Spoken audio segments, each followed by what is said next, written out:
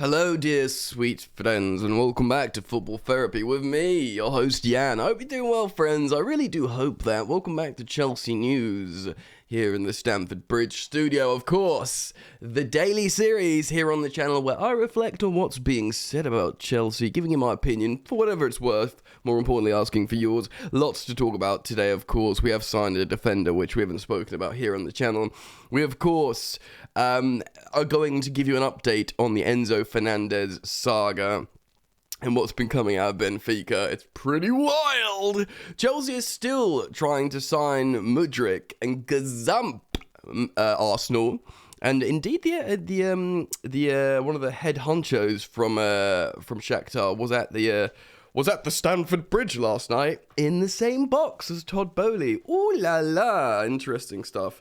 Yeah, lots to talk about today, so thank you for joining me. Thank you for dropping a like, subscribing, should you choose to subscribe. Hit the sweet, sweet bell, and let's get into it.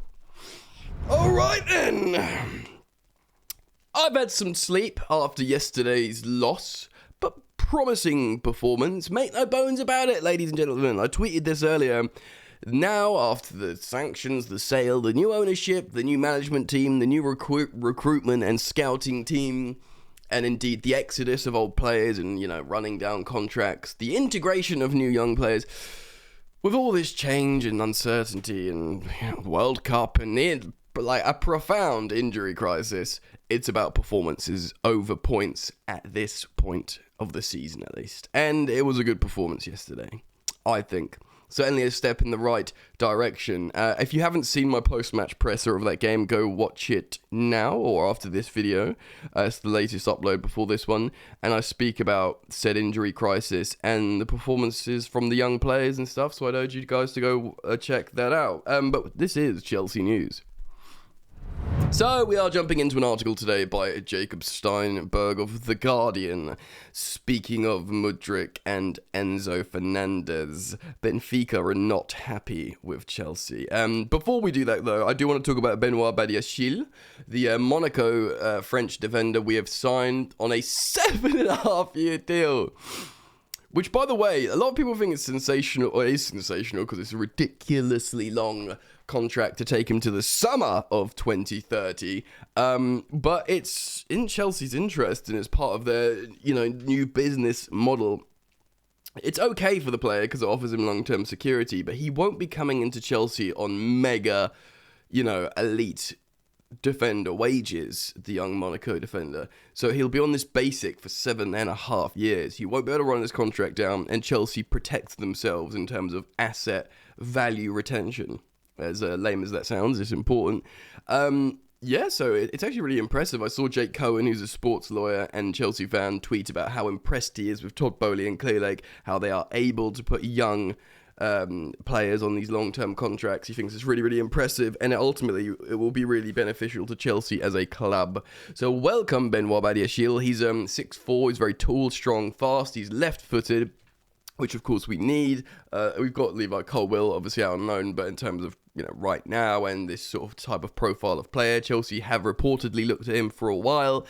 There are reports suggesting that Chelsea aren't completely out in terms of looking at Joshko Gvardiol, but I'm not sure we will get him now. Still, I think this is a good signing, and I haven't really thought about it. Like we've signed a good defender with 150 appearances for Monaco, and he's made his debut, a few caps for the France first team, senior national team.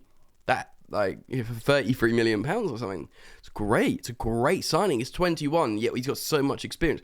This has gone under the radar because so much stuff's happening with Chelsea being linked with Enzo and all this kind of stuff we'll talk about today. But he could be he might take some time to integrate, but he could be like our starting centre-back. He could, put Koulibaly on the bench, which wouldn't make too many people sad. It could be like a sort of, he obviously he's French speaking as well, so he could speak to Thiago Silva in French. If by all accounts he speaks English, it seems, so he could also speak to Trev Chalobah and communicate well. But, this could change our fortunes defensively. Not that we've been bad defensively. In fact, we've been fine defensively. It's the other side of the pitch. We don't score goals. I mean, in terms of getting this guy's good. To be honest, in terms of making Chelsea fans feel better, just see a little bit more of Carney Chukwuemeka, just see a little bit more Lewis Hall, hopefully bring on Amari Hutchinson in a game with less pressure so he can, express himself. And good, so welcome Benoit Badiashile. Okay, so we are going to jump into this article now by Jacob Steinberg. It is the 6th of January, ladies and gentlemen. There's so much of this transfer window left with big ambitions, as we know, for the ownership to build. Oh, yeah, by the way, I did. I should have said this earlier. It's just happened. I've just been talking about it. Condolences to the families, friends, and everyone affected by this tragic passing of Chelsea legend Gianluca Vialli, of course, former striker of ours and player manager, incredible gentleman, Chelsea legend, and taken far too young at the age of 58 from pancreatic cancer that I believe he was fighting for a few years. So the footballing world mourns. I should have absolutely paid this tribute at the beginning of the video, but so, my thoughts, feelings, condolences go out to everyone affected by that sad loss. So let's jump into this article now by Jacob Steinberg. So Chelsea are hopeful of Mykhailo, I still don't know if I'm pronouncing that right, Mudryk deal after positive talks with Shakhtar. Chelsea are hopeful of beating Arsenal to the signing of Mudryk after positive talks with Shakhtar Donetsk over a deal for the Ukraine winger. Arsenal remain favourites to sign Mudryk, and by the way, we need to say at this point that this player clearly wants the Arsenal move. I don't think he's got any particular affiliations or desires for Chelsea. He's been twerking online for Arsenal, and why wouldn't you as a 21-year-old or 22-year-old? Because they're top of the league. And they're looking like they're having a lot of fun, and they're a really young team, so I can understand that. Arsenal remain favourites to sign Mudryk, whose preference is to join Mikel Arteta's side. There you go, ladies and gentlemen. But their first two offers have been rejected. The delay presented Chelsea with an opening, and having met Shakhtar officials in London this week, they are ready to push on with a move for the 22-year-old. Also, as well, Mudryk, like I said, the Shakhtar director or one of the head chiefs guys was in Todd Bowley's box last night watching Chelsea, and that was, of course, that was after this article was published, for context, because I imagine Steinberg would have put that in as well. So, Mudryk, talented winger, it would cost a lot of money. Chelsea clearly would be willing to offer more money than Arsenal, which would just really upset Arsenal fans. But even if he came to Chelsea, it would be like, he wants Arsenal and had to go to Chelsea or whatever. But after a while, people would forget that. And if he plays well, he plays well. Let's move on and talk about Enzo, which is also in this article. Chelsea, who have been accused by Benfica of acting disrespectfully during their pursuit of the Argentina midfielder Enzo Fernandez, have been left with the impression that 60 million and 20 million in add-ons would land. Oh, okay, Mudryk. Okay, so this is still on Mudryk. So we've offered 60 million pounds, with 20 million in add-ons. 80 million pounds. And that would land Mudryk. Arsenal's latest offer was £44 million plus add-ons. So yeah, we've gone in, we just basically slapped our wallet on the table and said, forget about Arsenal. We'll buy him. Arteta will have to decide whether to maintain his interest in Mudryk if Chelsea have an offer accepted. The reality for Chelsea is that the player would select Arsenal if presented with a choice between London rivals. Yes, there you go. Nonetheless, Chelsea, whose January spending continues with the £33 million signing of Monaco centre-back Benoit Badiashile, of course we've spoken about that, are prepared to use their financial clout and test Arsenal's nerve. The club's owners, Todd Bowley and Clear Lake Capital, are keen to improve Graham Potter's squad after a disappointing run of form. Heck yes, you can say that again. Though, like I said, performance-wise, there was an improvement yesterday from recent performances.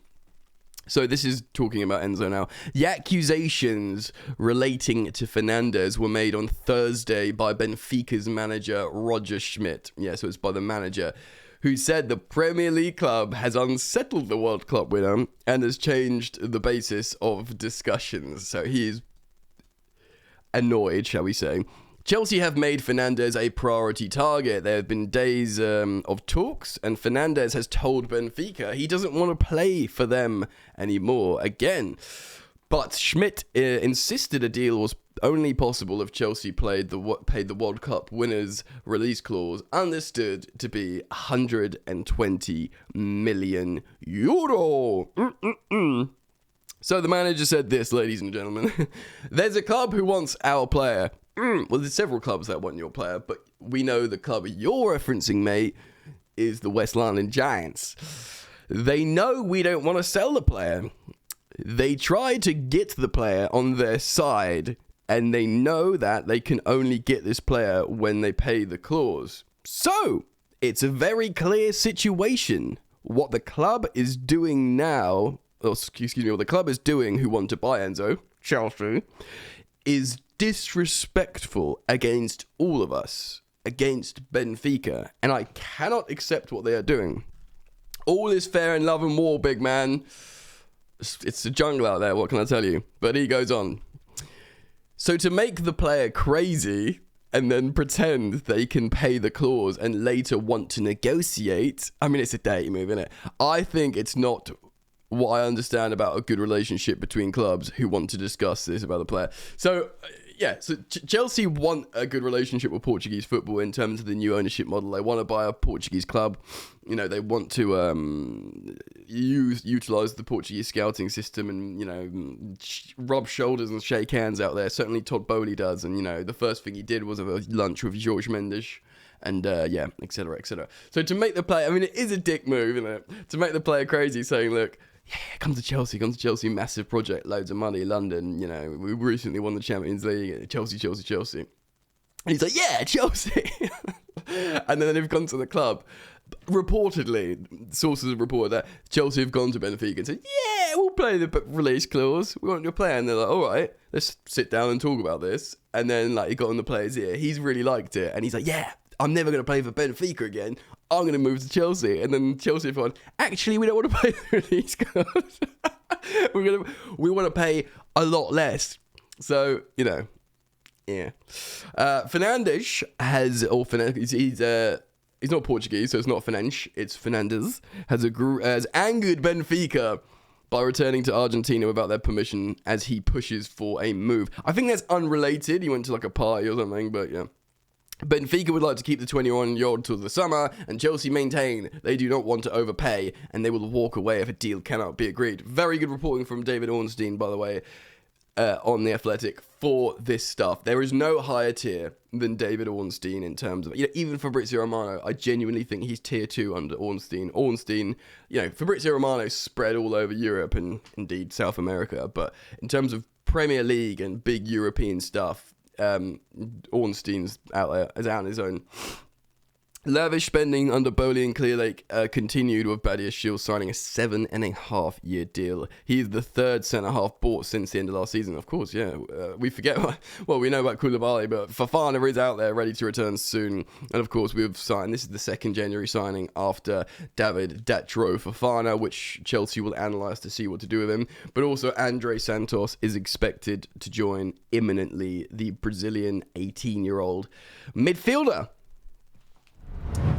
Look, man, there's a very good chance Chelsea will still sign Enzo Fernandez. Talks will resume because this is one of those toxic situations where they know they're not going to get the best out of Enzo while this is going on, and throughout the whole January window as well, because football is played in January as well, do you know what I mean?